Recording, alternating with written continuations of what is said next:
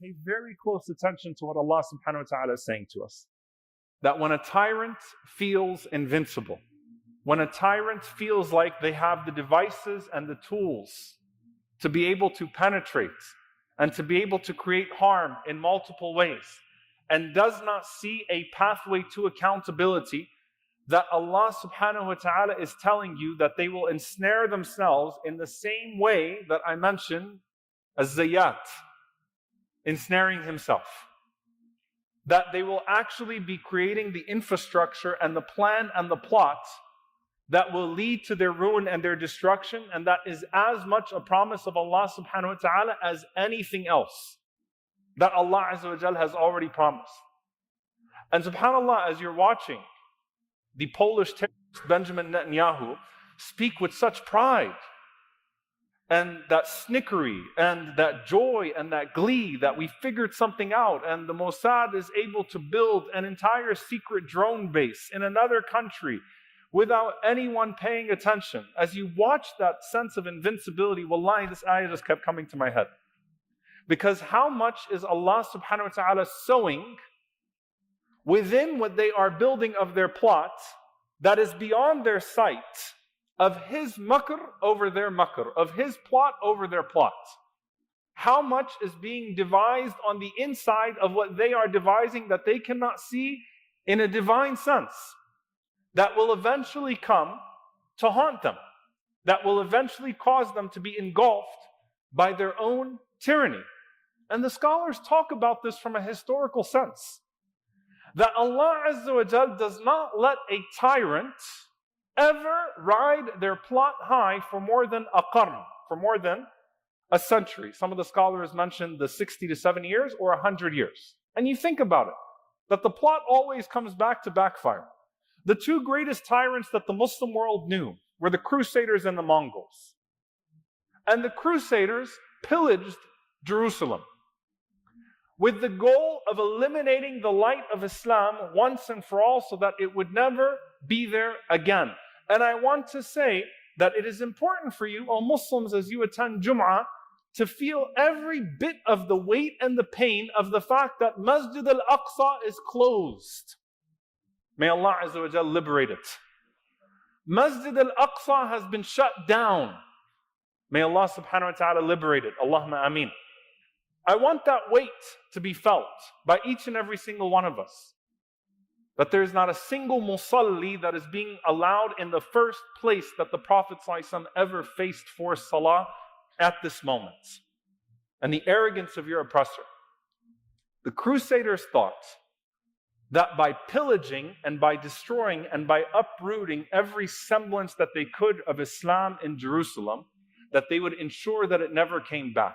In the process of that, the darkness that they put forth and the historic footprint of that darkness actually backfired, because Salahuddin al-Ayyubi, rahimahullah ta'ala, did not just reconquer Jerusalem, but the light that Salahuddin, rahimahullah, brought back to Jerusalem, the standards that he upheld, the way that he carried himself, the way that he refused to be tainted by their darkness and become dark in the standards that they put forth like them. The way that Salahuddin rahimahullah entered into Jerusalem not only ensured the return of Islam to Jerusalem, but it ensured that we're still talking about it almost 1,000 years later. They lost the plot.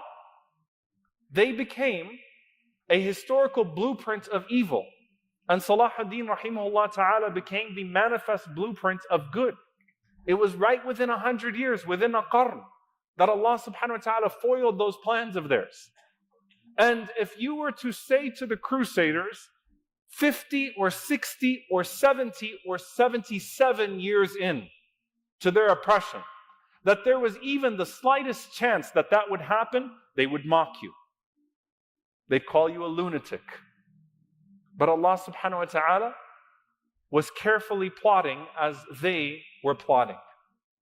And they would be taken by the same infrastructure that they created, in the same way that the Mongols. It didn't even take 100 years for someone from the offspring, a grandson of Genghis Khan, to actually embrace Islam, which is unheard of. The colonizer embracing the religion of the colonized. And suddenly, these people became students of the same structures that they destroyed. The same structures that they destroyed. The Mongol Empire, after wreaking havoc on the Muslim world, it wasn't 100 years. Within the same qarn, within that same 100 years that Allah subhanahu wa ta'ala turned it all around. And if you were to say to someone within 30 or 40 years that makr, that plot, that plan would result in this, no one would have believed you. In fact, even a Muslim would have looked at you and said, the Mongols embracing Islam? They just finished stacking the skulls of the Muslims and destroying another 1,000 set of books and masajid. The Mongols embracing Islam? Are you serious? How does that happen?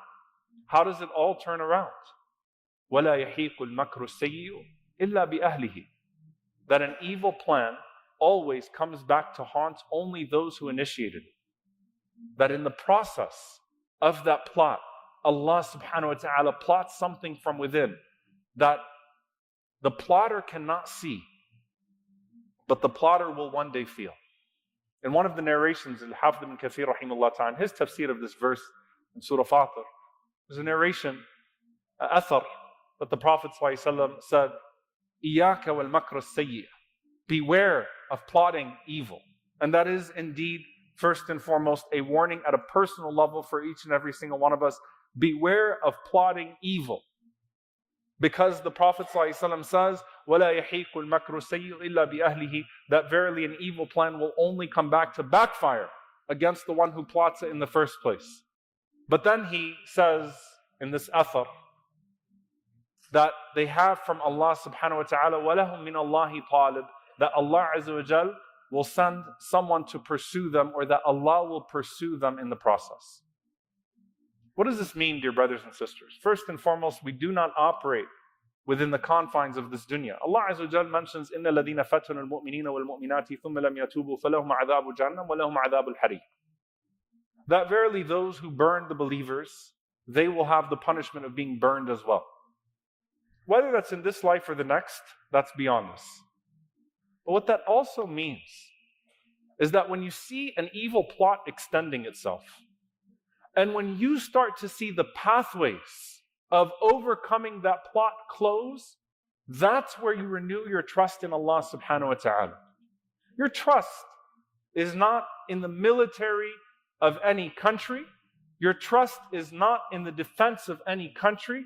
Your trust is not in the mechanics or the tools or the supports of anything else. Your trust is in Allah subhanahu wa ta'ala, who is the maker of all means and the reason for all reasons. Your trust is in Allah subhanahu wa ta'ala, the controller of all outcomes. You renew that trust in Allah subhanahu wa ta'ala. But, and there is a big but here, there is no reason for you in any way to feel better about yourself when renewing your trust in Allah subhanahu wa ta'ala. These promises and these ayat are not meant to instill complacency in us. These promises and these ayat are not meant to say to us to take a back seat now and to say, let Allah Azza wa Jal do what He does. It's first and foremost that you renew your yaqeen, you renew your certainty. That certainty in the promise of Allah was in 2021, it was in 2023, it's in 2025. It was in 1948, it was in 1967, it'll still be around. That they will create or be the authors of their own destruction in the divine decree of Allah subhanahu wa ta'ala. And we believe that. But you come back to yourself, dear brothers and sisters, and you renew your own efforts. You renew your own movement.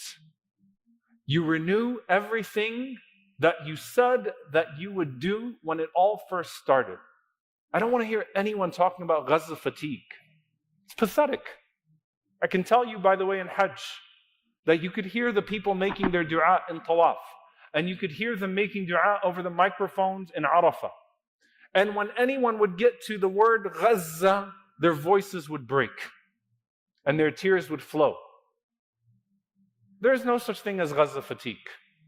If our brothers and sisters are living it, then we have to keep at it. It's as simple as that. But I just want you to couch yourself in this ayah for a moment. That makr, that plot that is being extended, has holes in it that we cannot see, nor can they. وَلَهُم مِّنَ اللَّهِ طَالِبٌ. And even if history doesn't catch up to them, Allah subhanahu wa ta'ala will catch up to them. And even if it's not in this dunya, then it will be in the akhirah. And even if it's not in our lifetimes, then it will happen. And that trust has to be renewed in Allah Azza wa Jal. But don't you dare take a backseat right now. This is a time to increase, not a time to fall into despair. This is a time to renew our intentions, to renew our trust, to renew our efforts. Not a time to take a backseat.